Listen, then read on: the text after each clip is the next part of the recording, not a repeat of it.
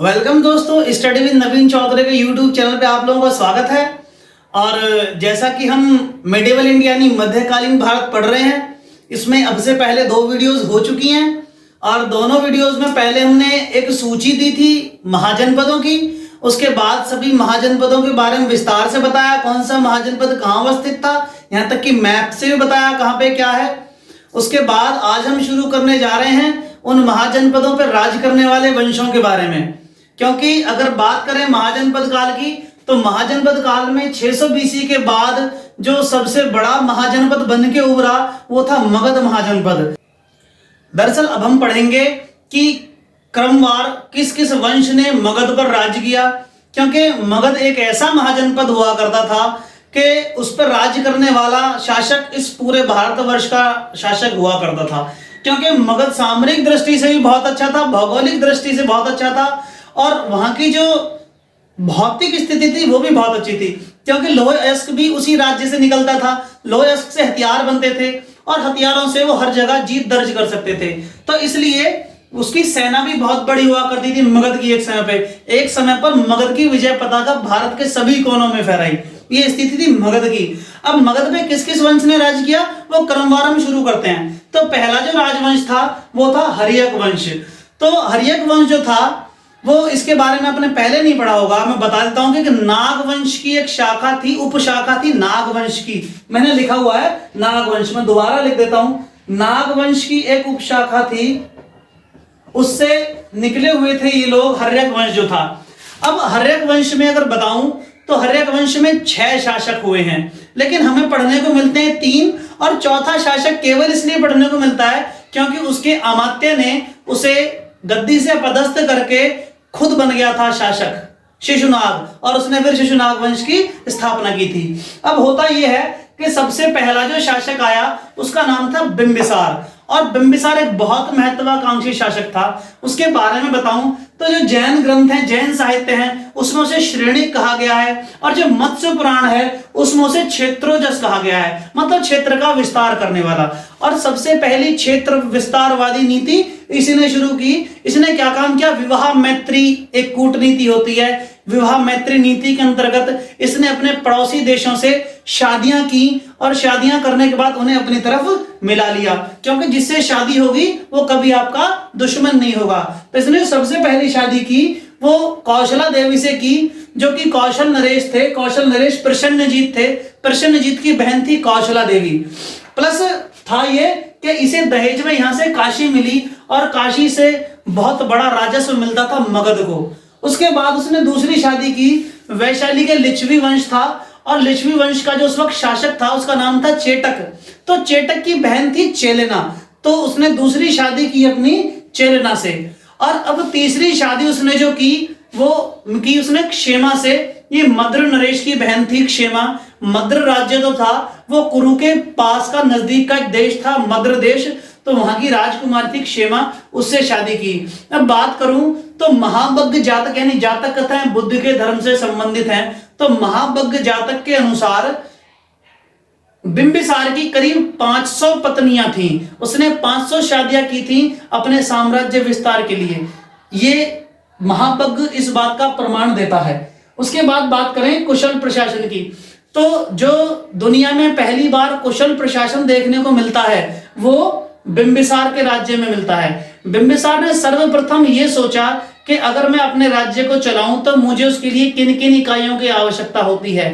जैसे आज हम प्रशासन देखते हैं कि जिले में डीएम होता है जो जिला प्रशासक होता है, उसके बाद पुलिस विभाग यानी सेना का जो अध्यक्ष होता है वो एसएसपी होता है, उसके बाद इसी तरह से नीचे क्रमवाही चलते चले जाते हैं। इसी तरह से इसने बिंबिसार ने भी अपना शासन चलाया, और शासन में जैसे अमात्य इसने नियुक्त की, अमात्य जो प्रधानमंत्री होता था, उस एक एक करके इसने सभी को एक शासन रूप एक कड़ी के तौर पे जोड़ा ताकि शासन बहुत सही से चलाया जा सके। तो पहला प्रशासन कुशल प्रशासन जो चलाया वो बिंबिसार ने चला, यहां से देखने को मिलता है। उसके बाद बात करते हैं कि महाबग्ग जातक के अनुसार ही एक चीज देखने को मिलती है कि इसका जब सभा होती थी, राज्यसभा होती थी, तो करीब 80,000 गांव के प्रतिनिधि इसकी सभा में उपस्थित होते थे। यह बौद्ध धर्म और ब्राह्मणों का बहुत बड़ा पोषक था और संरक्षक था, दोनों का संरक्षक था। जबकि जैन धर्म का भी संरक्षक था, क्योंकि बुद्ध से महात्मा बुद्ध इसके दोस्त भी थे और उनका संरक्षक भी था महात्मा बुद्ध का। ठीक है, मतलब धार्मिक प्रवृत्ति का इंसान था। इसकी बात बताऊं तो ये अपने द्वारा कमाया हुआ साल का पूरा धन अगले वर्ष दान कर दिया करता था। इसमें ये खास बात थी, ये आपने पहले नहीं सुनी हो कभी भी। तो इसका भी जो एग्जाम्पल मिलता है, उदाहरण जो मिलता है, वो दीर्घ निकाय से मिलता है कि एक बार चंपा के एक पंडित थे, उनका नाम था सोमदंड। तो चंपा के पंडित हैं सोमदंड, ये लिख रहा चंपा के पंडित सोमदंड। तो इसने चंपा के पंडित सोमदंड को अपने पूरे साल की आमदनी दान दे दी थी। यह है दीर्घ निकाय के अनुसार। ठीक है, दीर्घ निकाय भी बौद्ध धर्म से संबंधित है। तो इसके अनुसार उसने पंडित सोमदंड को अपने पूरे एक साल की कमाई दान देती थी। तो ये बातें हैं इसके बारे में। नीचे मैंने दिया है कि यह ब्राह्मण व जैन धर्म का पोषक था, दोनों का पोषण करता था। बुद्ध जो थे महात्मा बुद्ध का मित्र था, संरक्षक था, और इसने बाद में बौद्ध धर्म अपनाया। ये विनय पिटक में लिखा हुआ है, मैंने ऊपर लिखा है विनय पिटक। तो विनय पिटक के अनुसार इसने बौद्ध धर्म अपनाया था। और जीवक जो था, जीवक इसका राजवैद्य था। और एक बार ऐसा हुआ कि प्रदोत वंश के राजा थे चंड प्रदोत, है ना। तो चंड प्रदोत जब बीमार हुए तो उनके यहाँ पे उस वक्त बहुत शक्तिशाली राजा हुआ करते थे, वो बीमार हुए। तो इसने वहां पे अपने जीवक को भेजा, अपने राजवैद्य को, ताकि वो उनकी सेवा कर सके, उन्हें सही कर सके। मतलब एक इंसान और उसने अपनी तरफ मिला लिया जो उसका शत्रु नहीं रहा। ठीक है, तो ये काम थी इसकी। दूसरे जीवक की बात बताऊं तो जीवक एक गणिका थी सालवती। तो सालवती का पुत्र था जीवक।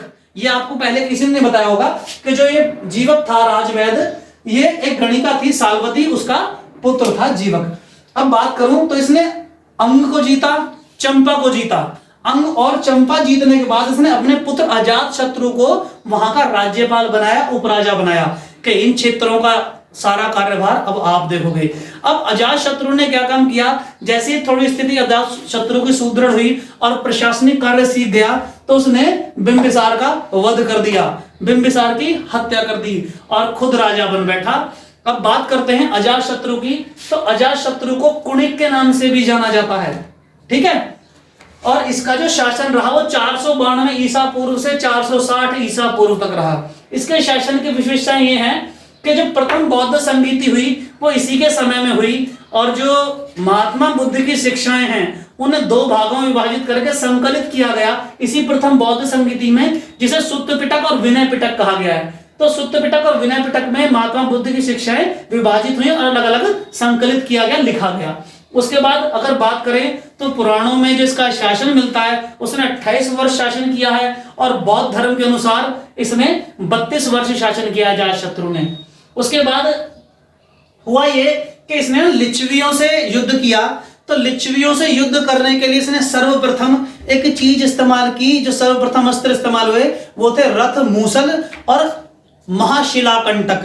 तो महाशिलाकंटक एक गुलेल की तरह का होता था, उसमें पीछे बड़ा पत्थर रखते थे और उसे छोड़ दिया था और पत्थर दूर फेंकता था, वो होता था महाशिलाकंटक। और रथ मूसल में, रथ में आगे आपने वो देखिए पिक्चर आई थी बाहुबली, तो बाहुबली में जो अस्त्र इस्तेमाल हुए हैं वो महाशिलाकंटक और रथ मूसल ही इस्तेमाल हुए हैं, वो है रथ मूसल और महाशिलाकंटक जो उस वक्त इस्तेमाल होते थे। अब इसने एक काम और किया, लिच्छवियों के बारे में अब से पहले आपने नहीं पढ़ा होगा। दरअसल लिच्छवियों पर विजय प्राप्त करना बहुत कठिन था, ये विजय प्राप्त नहीं कर सकता था लिच्छवियों पे।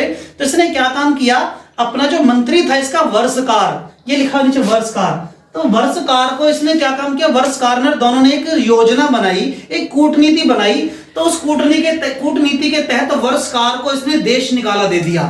अब देश निकाला देने के बाद वर्षकार भाग करके पहुंच गया लिच्छवियों के यहाँ पे। अब लिच्छवियों के यहाँ पहुंच गया तो उसने वहां जाके बोला कि मुझको देश से निकाल दिया है, आप मुझे अपने यहाँ शरण दो और मैं आपका काम सत्यनिष्ठा पूर्ण करूंगा और सब कुछ सही से करूंगा। अब लिच्छवियों ने उसकी बात मान ली और उसे अपने यहाँ पे प्रशासन में रख लिया। अब रखने के पश्चात ऐसा हुआ कि उसने पूरे राज्य में फूट डलवा दी, क्योंकि ये उनकी कूटनीति थी, उन्हें लिच्छवियों को जीतना था और डायरेक्ट लड़के जीत नहीं सकते थे। तो फूट डलवा दी और सब लोग जब फूट डल गई तब वर्षकार ने उसके बाद उसे इशारा कर दिया कि अजात शत्रु को कि आप आ जाओ और आ जाने के बाद उसने फिर लिच्छवियों को हराया और लिच्छवियों पे शासन किया। तो जैसा कि नाम से होता है, अजात शत्रु नाम है, मतलब जिसका कोई शत्रु ही ना हो, अजात शत्रु, या जिसने सभी शत्रुओं को जीत लिया हो, उसे बोलते हैं अजात शत्रु।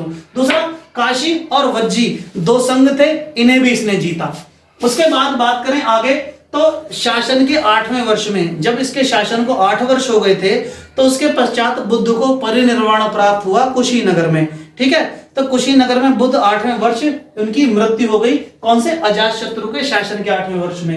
अब आगे बात करें कि इसने राजगृह में बौद्ध के अवशेषों पे स्तूप बनवाया। स्तूप क्या होता है? स्तूप होता है एक गोलाकार संरचना होती है, गुंबदनुमा, और उसके अंदर जो है बौद्ध की अस्थियां या उनसे संबंधित अवशेष रखे जाते हैं, जो कि उसे एक पूजा स्थल माना जाता है बौद्धों का। उसमें 7 से 8 चीजें होती हैं। स्तूप में क्या क्या होता है, मैं केवल स्तूप का ही पूरा चैप्टर बनाऊंगा। एक रेलिंग होती है उसके चारों तरफ, एक चबूतरा होता है, उसके ऊपर अस्थियां रखी होती हैं, अस्थियां जिस बॉक्स में रखी, तो एक बॉक्स होता है, मतलब उन सब चीजों का एक नाम है 1 बाय 1 क्रम से। तो उस क्रमानुसार मैं खाली स्तूप के बारे में एक वीडियो बनाऊंगा, स्तूप होता क्या है और उसमें क्या क्या होता है। ठीक है, जब आप ये पढ़ेंगे तो आपको स्तूप फिर कभी नहीं बोलेंगे स्तूप क्या होता है।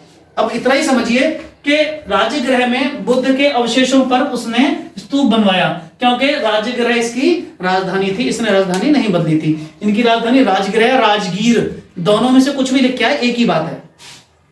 अब अगला है कि ये जो बौद्ध संगीति हुई थी ना पहली, ये हुई थी सप्तफर्णी गुफा में।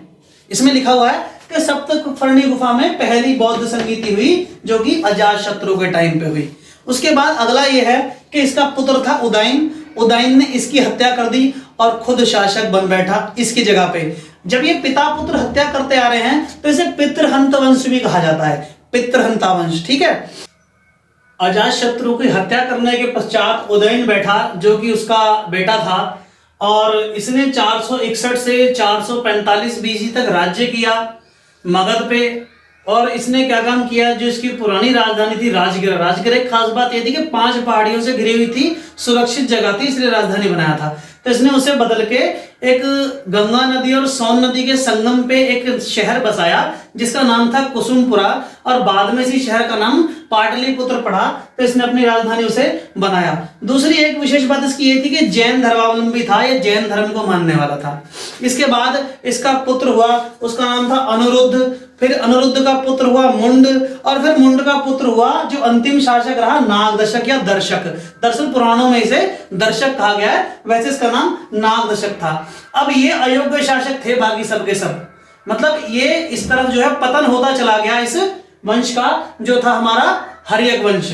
तो हुआ यह कि पुराणों के अनुसार इसने 33 वर्ष शासन किया और महावंश के अनुसार इसने 16 वर्ष शासन किया है। जैन ग्रंथों के अनुसार इसकी माता का नाम पद्मावती था। और अगर बात करूं बौद्ध धर्म की, तो बौद्ध ग्रंथों के अनुसार इसे पितृहंत माना जाता है और जैन ग्रंथों के अनुसार इसे पितृभक्त माना जाता है, क्योंकि जैन मतवावलंबी हो गया था। तो जैन किसी की बुराई क्यों करेंगे, मतलब कोई भी अपने धर्म वाला, अपने धर्म के मतावलंबी राजा की किसी ने बुराई नहीं लिखी आज तक इतिहास में, ये इतिहास में ऐसा ही होता है। उसके बाद बात करें तो इसका एक अमात्य था जिसका नाम था शिशुनाग। शिशुनाग ने इसे इसकी गद्दी से अपदस्थ कर दिया, राजपद से उतार दिया और खुद बन बैठा शासक, और एक नए वंश की नींव रखी जिसका नाम रखा गया शिशुनाग वंश। तब हम शिशुनाग वंश के बारे में बता दें अभी कि शिशुनाग वंश क्या था और कैसे था। तो शिशुनाग वंश जो था 412 से 344 बीसी शिशुनाग वंश, 412 से 344 बीसी तक।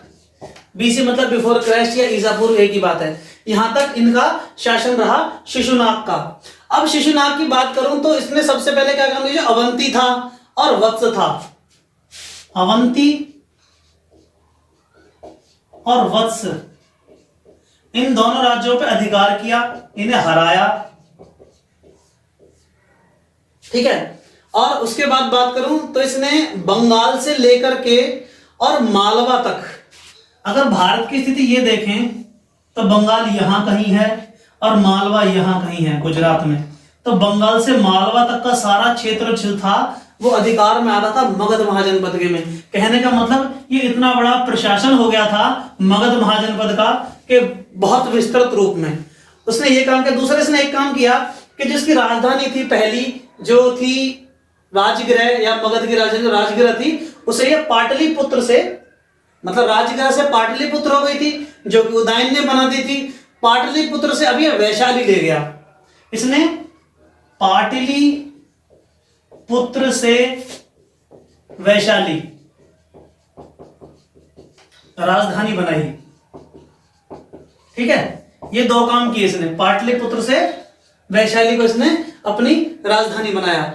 अब उसके बाद हुआ ये कि इसका शासनकाल खत्म हो गया और इसके बाद इसका बेटा बन बैठा राजा जिसका नाम था कालाशोक। कालाशोक, इसे पुराणों में काकवर्ण कहा गया है, काकवर्ण। इसने क्या काम किया, राजधानी को दोबारा से वैशाली से पाटलिपुत्र ले गया। मतलब जो पिता ने पाटलिपुत्र से वैशाली राजधानी बनाई थी, इसने दोबारा से राजधानी वैशाली से फिर वापस पाटलिपुत्र ले गया। कालाशोक के समय में गौतम बुद्ध की मृत्यु यानी गौतम बुद्ध के परिनिर्वाण प्राप्त करने के पश्चात पूरे 100 वर्ष हो गए थे जब उन्हें, तो गौतम बुद्ध के पूरे 100 वर्ष के पश्चात इसने सिंगली महाकाव्यों के अनुसार कहा जाता है कि द्वितीय बौद्ध संगीति का आयोजन किया जो कि कालाशोक के समय में ही हुई। ये मृत्यु के पूरे 100 वर्ष बाद हुई। और अगर बात करें तो कालाशोक के शासन के 10वें वर्ष में, तो कालाशोक के शासन के 10वें वर्ष में बुद्ध की जो मृत्यु बुद्ध की मृत्यु को 100 वर्ष हो गए थे। अगर बात करूं तो इसने 394 में करीब संभाला था, तो 383 बीसी, मतलब 383 बीसी में इसने ये दूसरी बौद्ध संगीति करवाई पूरे बुद्ध की मृत्यु के 100 वर्ष के उपरांत। और ये शासन रहा इसका 366 बीसी तक, जिसका शासन रहा किसका, कालाशोक का। दूसरी था कि संगीति में विभेद हो गया और जब द्वितीय बौद्ध संगीति हुई तो द्वितीय बौद्ध संगीति में ये बौद्ध धर्म दो भागों में बट गया, दो संप्रदायों में बट गया, जो एक तो था स्थाविर और एक था महासांघिक। स्थाविर और महासांघिक, ठीक है, ये हो गए दो हिस्से। अब बात करूं तो याद रखिएगा जब प्रथम बौद्ध संगीति हुई थी अजातशत्रु के समय पे, तो दो चीजें लिखी गई, सुत्त पिटक और विनय पिटक। और जब दूसरी बौद्ध संगीति हुई तो दो भागों में बटा, स्थाविर और महासांघिक। ये विशेष बातें दोनों, मतलब दोनों संगीतियों में कुछ ना कुछ हुआ है। और बुद्ध के मृत्यु के पूरे 100 वर्ष के उपरांत ये बुद्ध मतलब दूसरी बौद्ध संगीति हुई है। और इसके बाद जो अंतिम शासक था इसका वो था नंदीवर्मन। नंदीवर्मन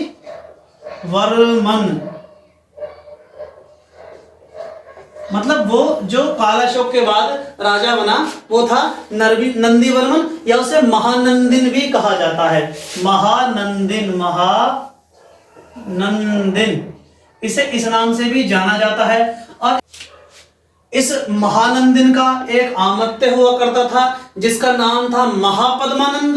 और महापद्मानंद ने इस महानंदिन की हत्या कर दी और खुद शासक बन बैठा अब मगध का, और नए वंश की स्थापना हुई जो था नंद वंश। अब यहां से शुरू होता है इतिहास का एक और पहलू जो कि नंद वंश से शुरू होता है। अब नंद वंश की कहानी हम अगले वीडियो में पढ़ेंगे। एक बात इसमें बता दूं, शायद मुझे याद नहीं आ रही, मैंने आपको बताई है कि नहीं बताई है।